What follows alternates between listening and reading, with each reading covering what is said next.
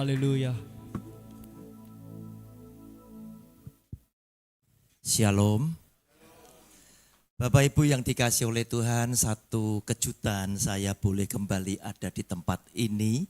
Setelah beberapa saat saya tidak pernah ke sini. Mengapa demikian? Karena biasanya sesuatu yang terputus itu karena saya selalu menyampaikan kebenaran isi Alkitab yang belum tentu sama dengan doktrin gereja.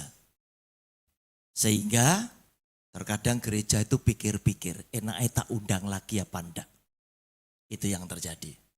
Bapak Ibu, hari ini tema yang diberikan ke saya adalah Pentakosta. Hari ini saya melayani 4 kali ibadah dengan judul yang berbeda. 1, 2, 3, 4 judulnya berbeda, tetapi judul besarnya itu tetap Pentakosta. Saya ingin menyegarkan Bapak Ibu kembali sebelum kita masuk di dalam bacaan dan merenungkannya. Apa itu Pentakosta? Saya awali dengan ketika Tuhan Yesus mati di atas kayu salib. Itu hari Jumat, sebelumnya dia sudah bersabda, tetapi pada hari ketiga aku akan dibangkitkan oleh Bapakku. Hari Minggu dia bangkit. Pertama kali dia bangkit, hitung 1. Dia buktikan bahwa dia hidup dengan menampakkan diri selama 40 hari kepada para rasul dan kepada para sahabatnya. 40 hari dia menampakkan diri, hari ke-40 dia naik ke surga. Dia memberkati kurang lebih 500 pasang mata sebagai saksinya, dia naik ke surga. Tambah 10 lagi, penta itu 50, itu Roh Kudus itu turun, dicurahkan, yaitu ada pada bacaan Kisah Rasul pasal yang ke-2. Bapak Ibu, saya hari ini ibadah pertama ini judul renungan yang kita mau pelajari adalah Roh Kudus dijanjikan oleh Tuhan Yesus untuk kita. Bapak Ibu, kalau Roh Kudus dijanjikan oleh Tuhan Yesus untuk kita, Anda yakin enggak bahwa ini pasti digenapi? Yakin ya? Berarti untuk mendapatkan Roh Kudus bukan sesuatu yang mustahil. Tetapi kita mesti hati-hati dengan satu pengajaran yang tanpa sadar telah memecah belah umat Kristen. Nah, gini-gini yang kadang tidak suka. Ngerti Bapak Ibu? Apa? Satu pengajaran yang bilang, bukti kamu dibaptis oleh Roh Kudus, kamu berbahasa roh. Ini membuat umat Allah, orang percaya, terbelah jadi 2, antara yang satu berbahasa roh, yang satu yang tidak. Ini racun. Mengapa? Yang tidak berbahasa roh merasa lebih rendah. Yang dikaruniai bahasa roh merasa dia lebih superior. Kenapa? Aku dikaruniai. Bapak Ibu, padahal yang dikaruniai bahasa roh, dia ngomong bahasa roh macam-macam, dia sendiri orang ngerti. Ya Bapak Ibu, nanti kita masuk dalam bacaan, Anda nanti akan tahu bagaimana Anda itu bisa terima Roh Kudus. Sekarang kita baca Yohanes 14 ayat 15 sampai 21. Ini coba saya padatkan ya, soalnya Bapak Gembala tadi pesan, 40 menit. Waduh, ini nutut enggak ini? Ya, coba saya padatkan. Yohanes 14 ayat 15 sampai dengan 21. Judulnya Yesus menjanjikan penghibur. Lah kalau dia menjanjikan ini memang sudah disediakan untuk kita. Logikanya saya enggak susah toh dapat Roh Kudus itu tadi. Kenapa harus ada kesan seakan-akan kalau aku tidak berbahasa roh, Roh Kudus enggak tinggal di aku. Ini racun. Tetapi apa? Ini adalah sesuatu yang senang dikembangkan oleh dalam tanda kutip gereja tertentu. Bowat ya. Bahasa Ibraninya bowat. Bapak Ibu, ayo kita baca. Jikalau kamu mengasihi aku, kamu akan menuruti segala perintahku. Aku akan minta kepada Bapa dan ia akan memberikan kepadamu seorang penolong yang lain supaya ia menyertai kamu selama-lamanya. Tujuannya Yesus Tuhan, penolong itu Roh Kudus, itu datang kepada Anda dan saya menyertai kita selama-lamanya, tetapi syaratnya satu, ayat 15. Kalau kamu mengasihi aku, kamu akan apa? Nuruti segala perintahku. Berarti apa? Kamu adalah orang yang sangat cinta sama Tuhan. Berarti kamu juga akan hidup sangat kudus. Walaupun kita tidak sempurna. Sering-sering kali kita masih tergelincir dengan dosa. Tetapi niat kita membenci dosa. Nah kalau itu yang terjadi, Tuhan pernah ngomong. Kamu harus kudus. Sebab aku adalah Allah yang kudus. Suasananya, keadaannya, atmosfernya antara kamu dengan Roh Kudus harus podo kudus. Baru Roh Kudus ngomong, aku akan tinggal di kamu. Kenapa?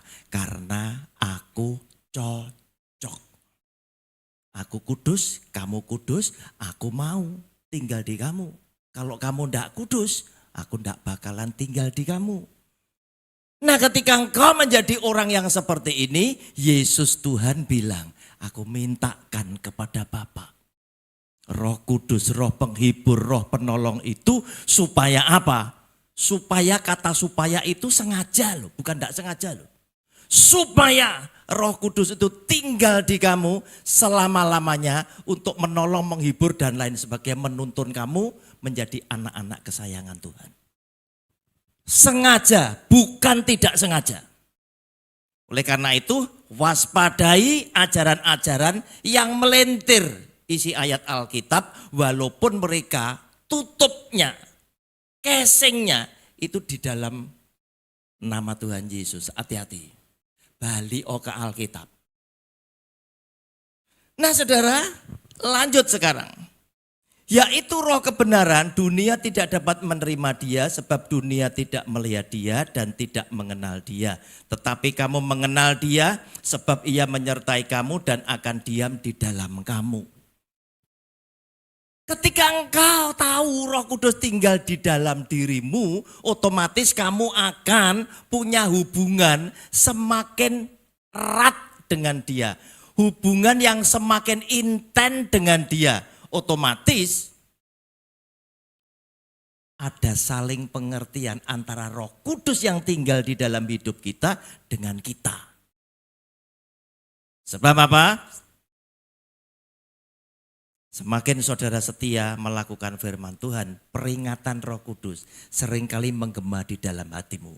Kamu mau melakukan sesuatu ini, kamu sudah diperingatkan, hati-hati ini berdosa. Salah. Kamu mau melakukan ini dibilangi, kamu gak pantas. Kamu kan melayani Tuhan, kamu kan anak Tuhan. Salah. Itu selalu memperingatkan. Walaupun saudara tetap bisa ngotot. Karena apa? Manusia diberi kehendak bebas untuk milih antara taat kepada Allah, Roh Kudus yang tinggal di dalam hidupmu, atau keinginan daging kita semata-mata. Nah Bapak Ibu, Aku tidak akan meninggalkan kamu sebagai yatim piatu. Aku datang kembali kepadamu. Ini kata Tuhan Yesus. Kalau saudara buka di handphone pinter saudara, warnanya merah kabeh tadi. Karena apa? Karena itu sabda yang keluar dari mulut Tuhan Yesus di handphone pinter saudara, warnanya merah. Nah, ayat ini seringkali membingungkan orang Kristen, ayat 18 ini. Loh Tuhan, engkau kan sudah naik ke surga. Kenapa dia berani ngomong? Aku tidak akan ninggalkan kamu, aku akan datang kembali. Pikir orang Kristen, oh nanti ketika datang kedua kali, ketika nafiri dibunyikan oleh malaikat-malaikat, itulah dia datang. Enggak. Jangan salah. Peristiwa yang mengilhami konsep Tritunggal Allah itu adalah ketika Yesus Kristus Tuhan itu dibaptis, anak. Kemudian Roh Kudus turun dalam wujud rupa seperti burung merpati, Roh Kudus. Kemudian ada suara Bapa yang maha mulia, dia bilang, inilah anakku yang kepadanya aku berkenan. Dalam satu kejadian, 3 pribadi yang berbeda itu tampil barengan. Tetapi hakikatnya itu satu, karena tiga ini tadi tidak pernah bisa dipisahkan satu dengan yang lainnya. Simpen dulu ayat 18, nanti jawabannya akan kita bisa ketahui. Lanjut. Tinggal sesaat lagi dan dunia tidak akan melihat aku, tetapi kamu melihat aku sebab aku hidup dan kamu pun akan hidup. Kenapa kok seperti itu?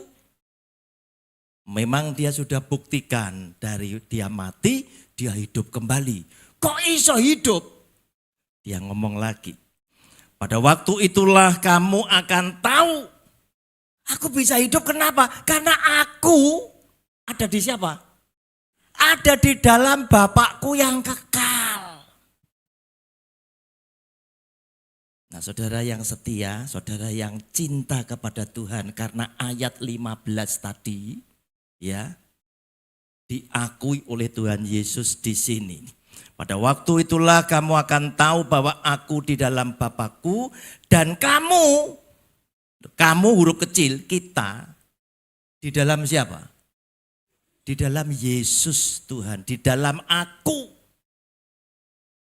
Padahal aku di dalam mana? Di dalam Bapa tadi. Otomatis kita ikut di dalam siapa? Kita ikut di dalam Bapa. Dan aku di dalam kamu. Yesus Tuhan juga ngomong. Wolak-walik loh, kamu di dalam aku. Aku Tuhan Yesus di dalam kamu. Kalau saudara jalankan ayat 15. Jadi Anda jangan pernah berpikir, kalau Anda belum bisa lakukan ini, Anda akan terima Roh Kudus. Pasti pret, pasti tidak. Dan orang yang tidak disertai Roh Kudus, jangan pernah berharap Anda dapat karunia Roh Kudus. Pasti tidak. Syarat kamu dapat karunia yang 9 macam jumlahnya tadi, 1 Korintus 12, jika engkau jalankan ayat 15, otomatis Roh Kudus tinggal di dalam kamu. Kalau Roh Kudus tinggal di dalam kamu, Roh Kudus akan lengkapi kamu dengan karunia-karunianya. Oleh karena itu kita banyak melihat orang pakai bahasa roh. 90% palsu. Buktinya apa? Sampai sekarang mana di Indonesia yang bisa menerjemahkan? Ndak ono. Tetapi Anda cuma batin. Lah yo engkau iku pakai bahasa roh. Taji iku memuji bahasa roh, tangannya 2 ngangkat. Kelakuannya di luar gereja kayak gitu kok bisa? Ngerti Bapak Ibu? Itu palsu. Orang yang dikaruniai oleh karunia-karunia Roh Kudus, syaratnya pertama, kamu hidup benar, hidup kudus, melakukan firman Tuhan, Roh Kudus tinggal di dalam kamu.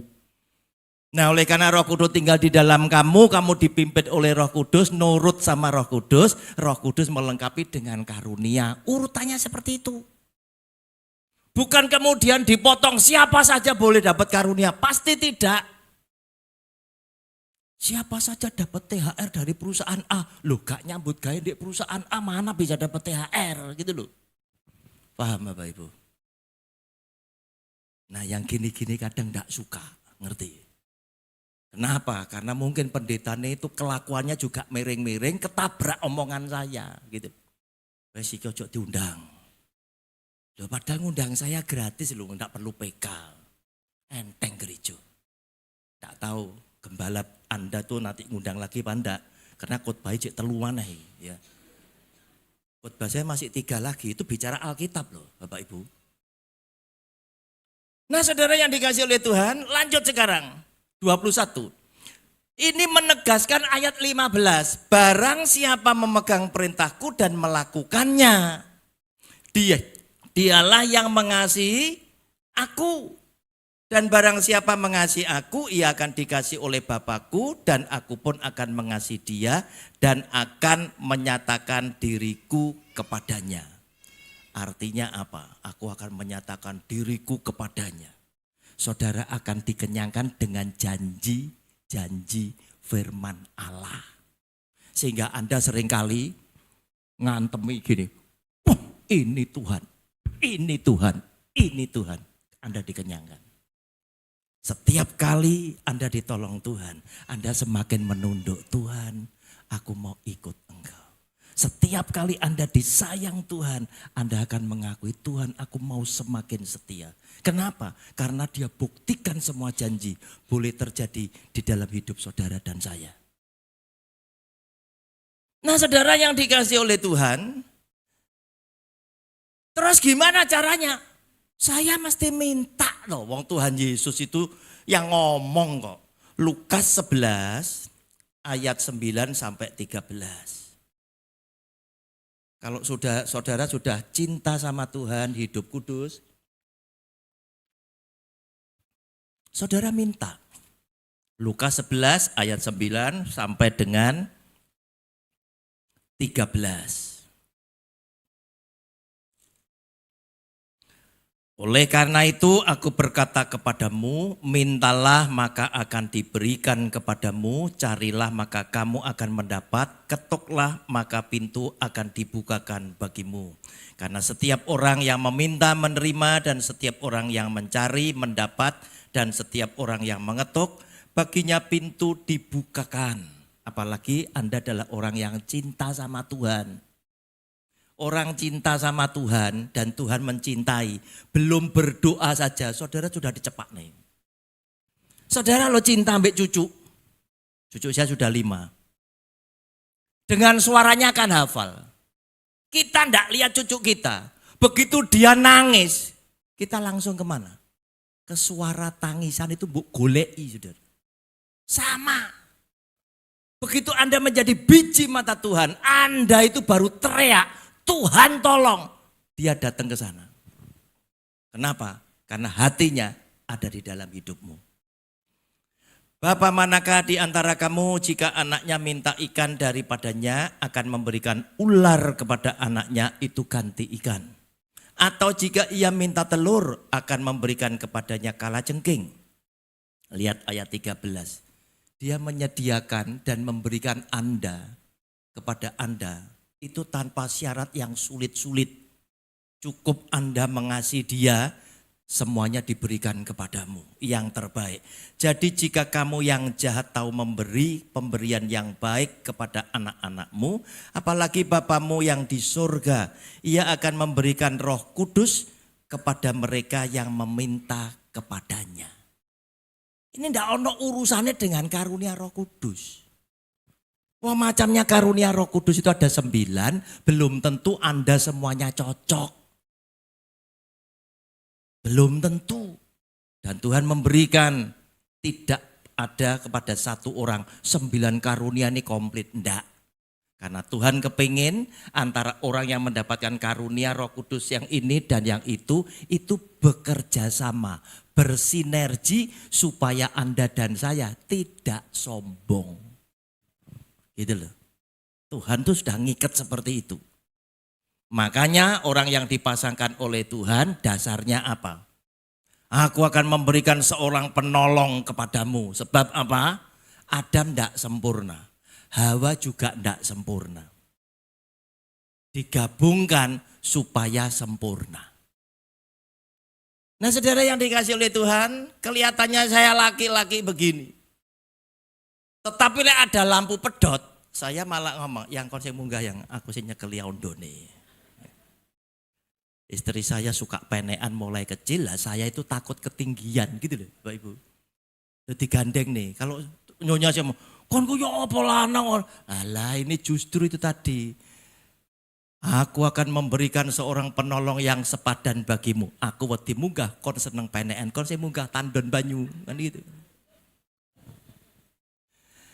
Saudara yang dikasih oleh Tuhan, lihat kapan Anda terima Roh Kudus ketika saudara dibaptis seperti yang diperintahkan oleh Tuhan Yesus dalam amanat agung Matius 28, baptislah mereka dalam nama Bapa, Anak dan Roh Kudus. Saudara terima. Tetapi dengan pengajaran ini orang jadi ragu-ragu. Apa tenan aku sudah terima Roh Kudus? Jadi ragu-ragu. Nah saudara, kalau semua pengajar kembali kepada Alkitab, saya yakin tidak ada yang ragu-ragu. Mengapa? Karena Yohanes Pembaptis bersaksi. Aku hanya membaptis kamu dengan air, tetapi nanti Dia yang datang kemudian lebih berkuasa daripadaku. Membuka tali kasutnya saja aku tidak layak. Dia akan datang untuk membaptis kamu dengan Roh Kudus dan api. Pertanyaannya, yang dilakukan oleh Tuhan Yesus betul membaptis Anda melakukan baptisan? Kita lihat. Yohanes pasal 4 ayat 1 dan 2. Dia punya maksud ini. Bukan tidak punya maksud. Yohanes pasal 4 ayat 1 dan 2.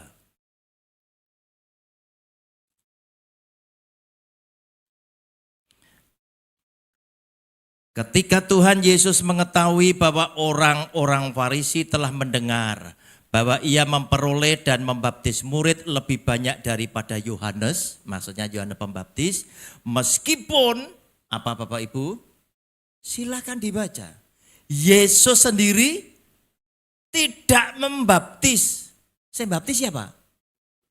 Para rasulnya. Dia punya maksud, Anda tidak usah ragu. Dibaptis pendeta zaman sekarang podo ae. Semuanya atas namaku. Itu pabrik roti yang mungkin setiap hari produksinya ribuan biji. Mosok bose sing nguleni dhewe. Kiting tangane, betul. Pegawene yang buat, cuma dia ngomong, kayak ono cap merekku ya. Yesus Tuhan juga bilang, baptislah dalam nama Bapa dan Anak dan Roh Kudus. Itu sama dengan aku yang melakukan ini. Saudara tidak usah ragu, dibaptis dengan pendeta zaman sekarang.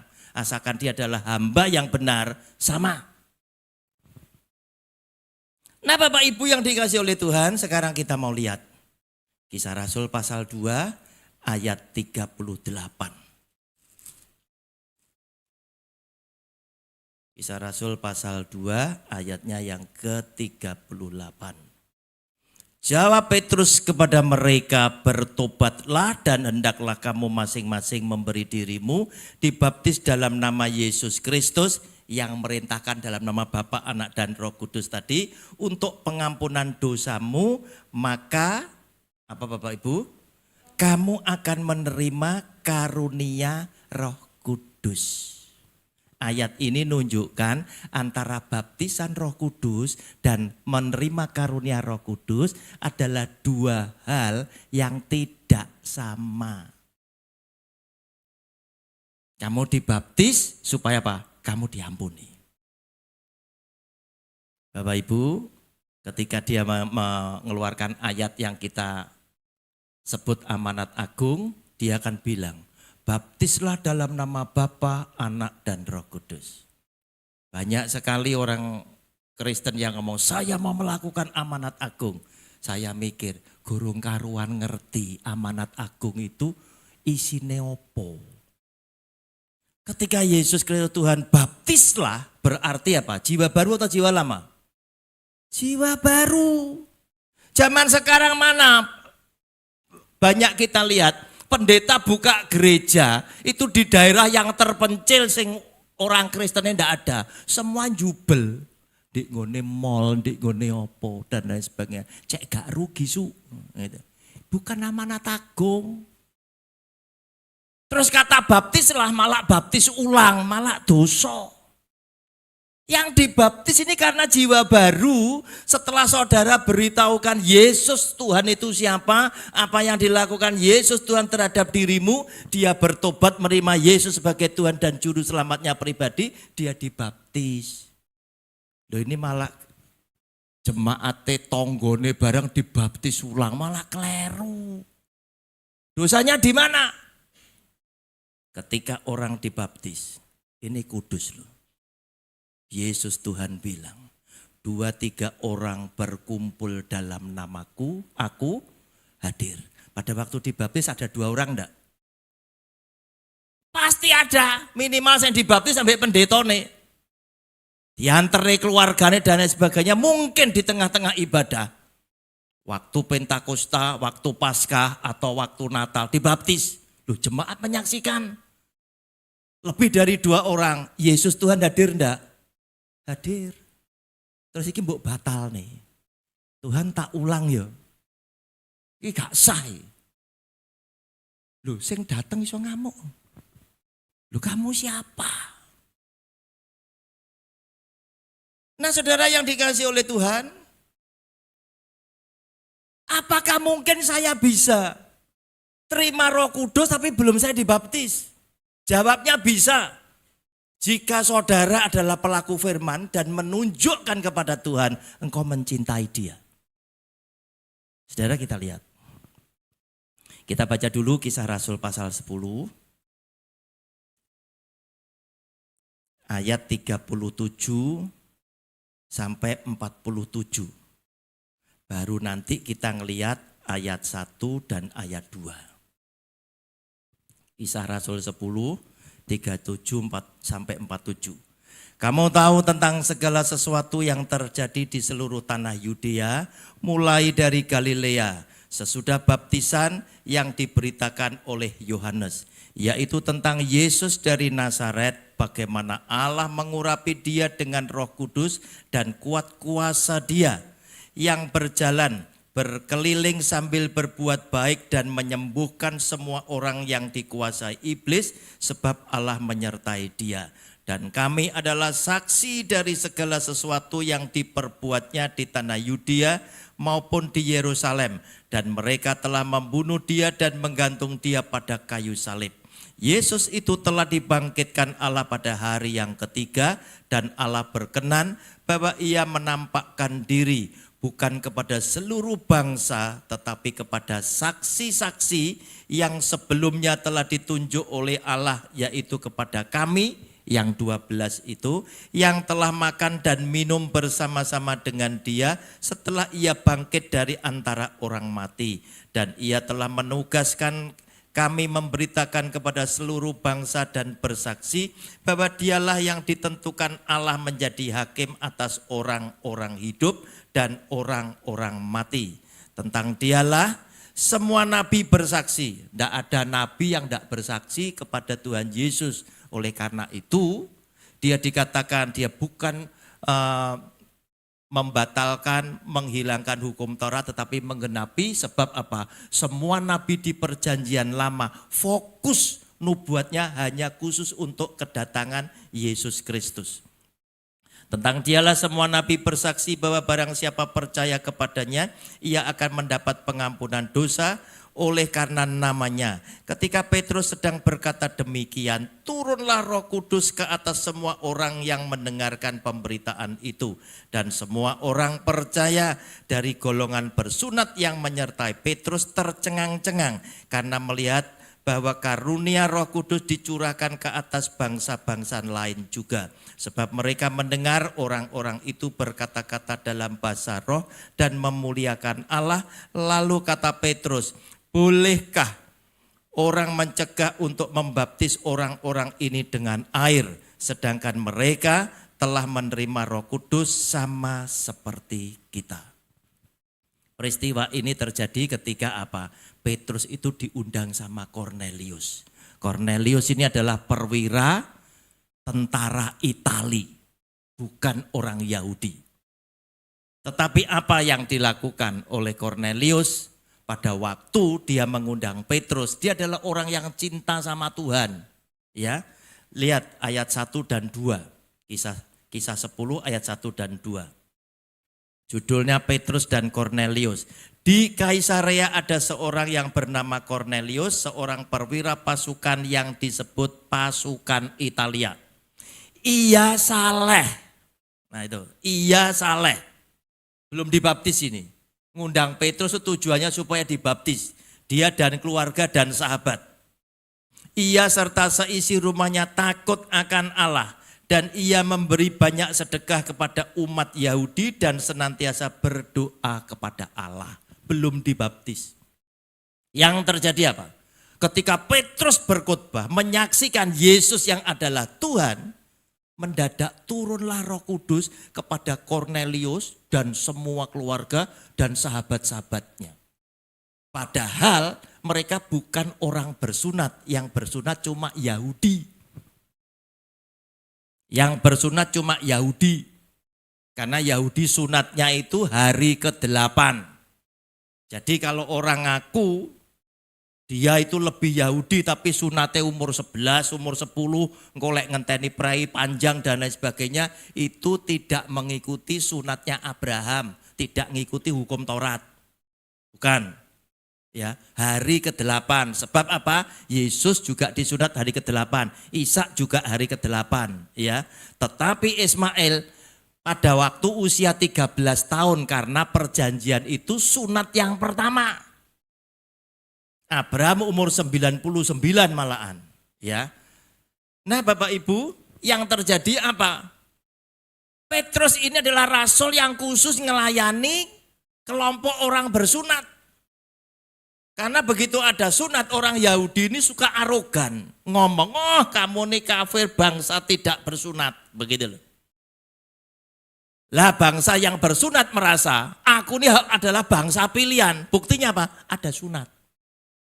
Jadi sunat itu sebetulnya sebagai tanda Bapak Ibu.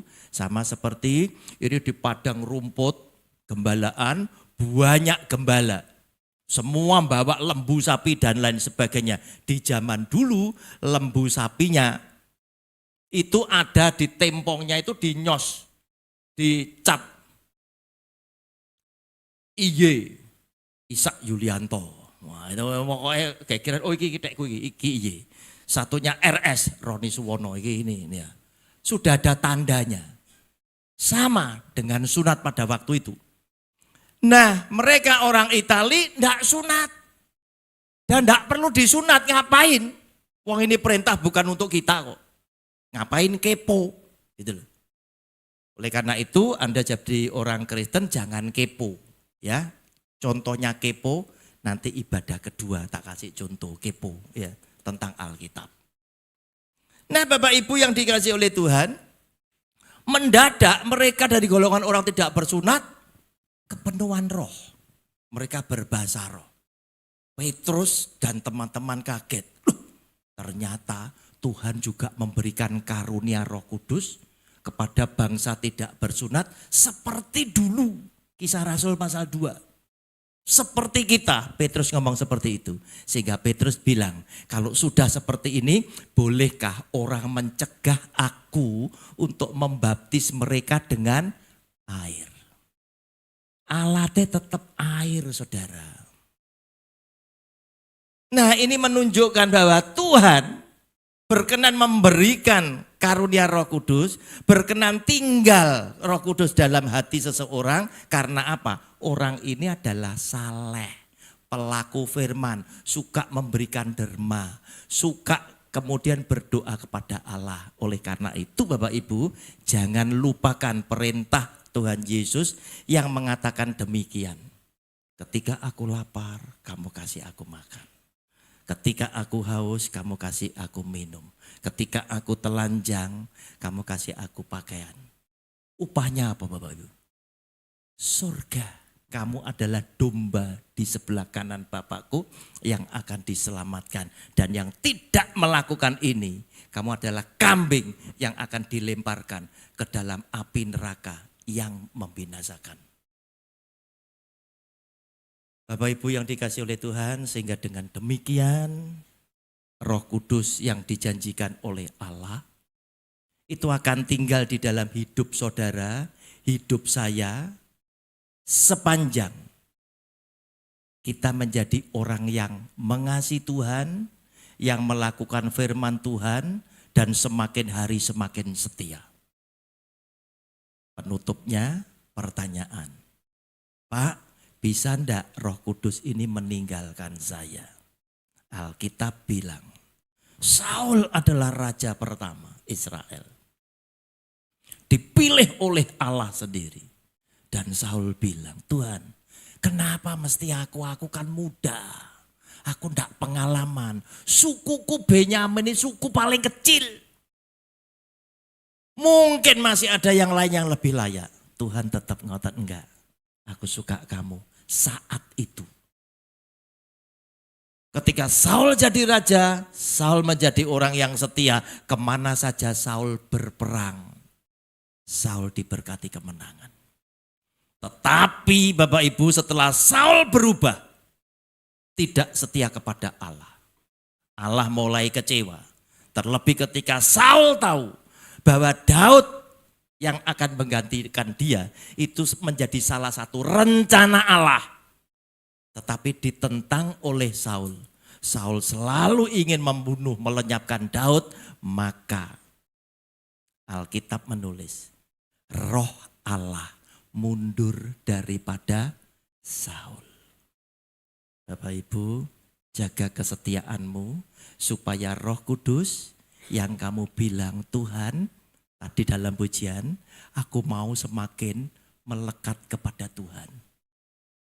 Buat sekarang Roh Kudus, karena kesetiaanmu, karena kekudusanmu, dia semakin melekat di dalam hidupmu. Tuhan Yesus sudah memberkati kita semuanya. Beri kemuliaan buat nama Tuhan. Amin.